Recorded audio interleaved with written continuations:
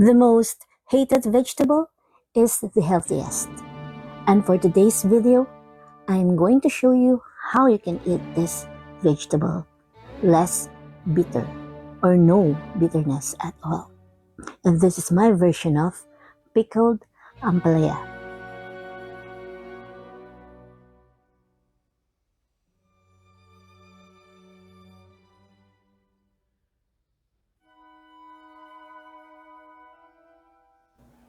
First is to cut both ends of ampalaya.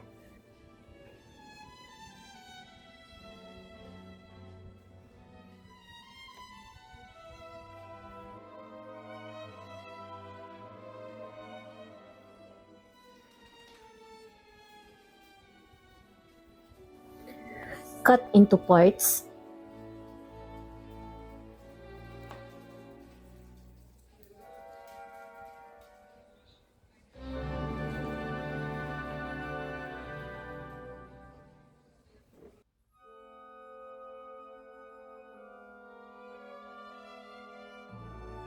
Cut the ampalaya in half and again down the middle lengthwise.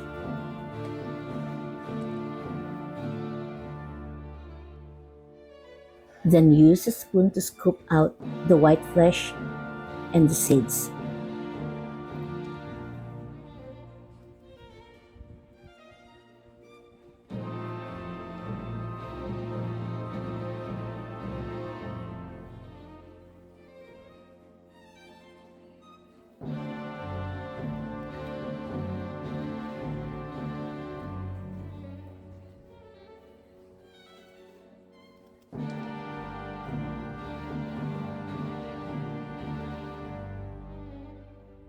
Slice into thin crescents.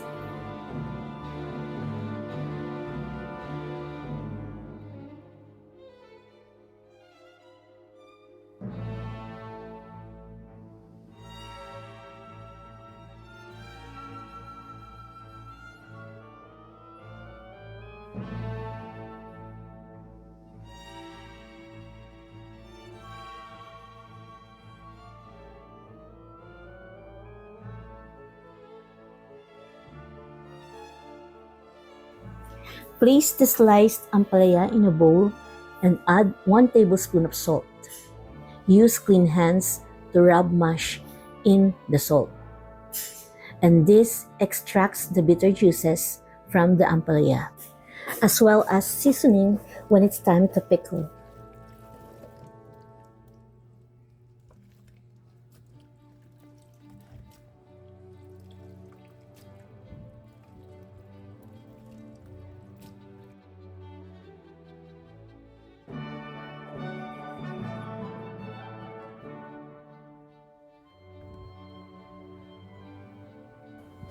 And if you really want to remove even more bitterness out of ampalaya, you can blanch the sliced ampalaya in boiling water and let the water steep through for a few minutes. Then rinse well and dry the sliced ampalaya. But don't go over removing the bitterness because the bitter compounds in ampalaya may have health benefits, such as helping to lower blood sugar levels. So this is good for those who have diabetes.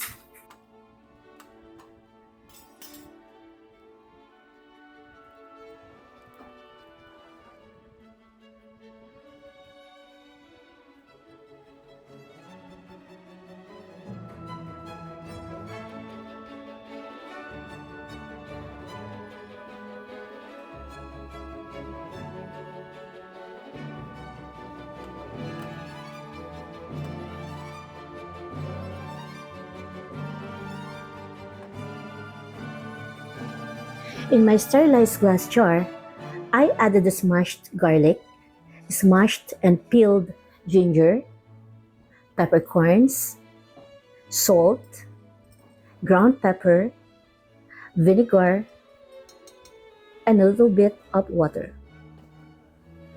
If you don't want it so sour, you can add a bit of water.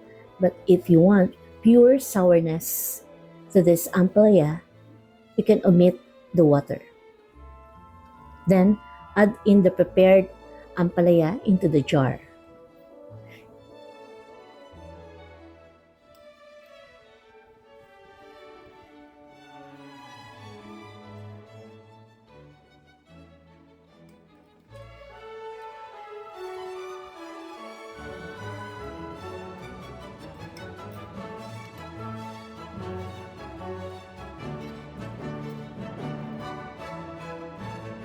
Close with a lid, shake, and leave to pickle overnight on the countertop. You can place the jar in your refrigerator for up to 2 months. So, eat, enjoy, and love. And if you like this video and want to see more content like this, consider subscribing and feel free to connect with me elsewhere at abrams.mom.